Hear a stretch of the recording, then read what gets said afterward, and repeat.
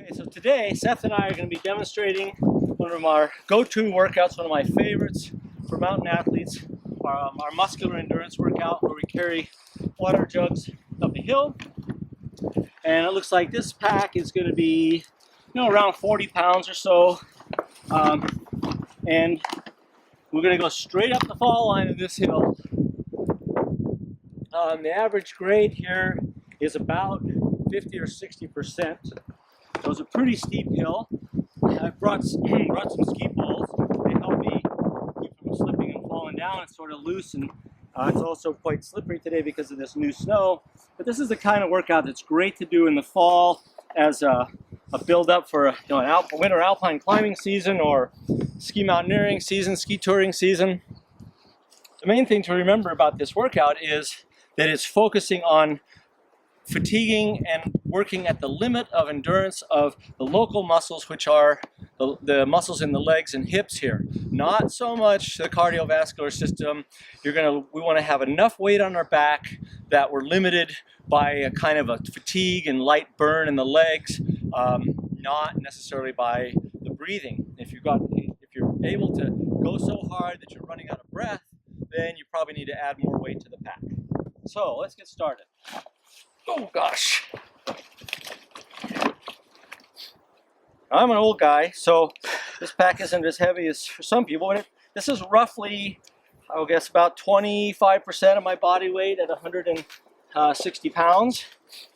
And now what I'll do is be looking at my heart rate just to see where the limit, that muscular endurance limit, occurs. We sometimes refer to this as a zone 3 workout, but really it's more by perception. You probably won't be hitting zone 3 heart rates in this. And if you are, you need to add more weight to the pack. All right, up we go.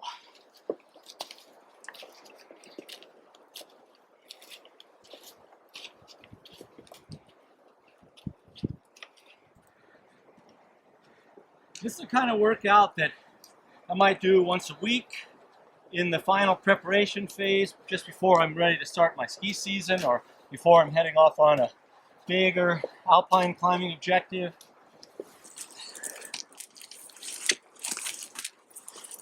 So Scott, what athletes have used this training? Oh, lots.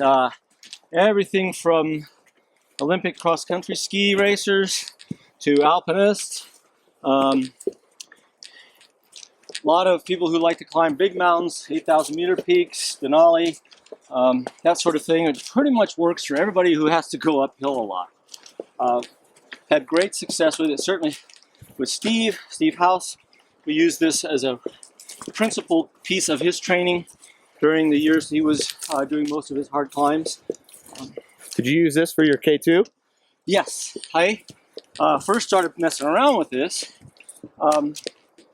back in the early 90s, and it was kind of my secret weapon as I was getting ready to go on K2. So a lot of times when I'm recommending folks that haven't done this much before, I'll tell them to empty the water out of the pack when they get up high and go down without weight. But if you've got really strong legs or you've got experience of doing this kind of thing, spent a lot of time in the mountains, carrying a 40-pound pack downhill on a steep grade like this can be a great strength training exercise.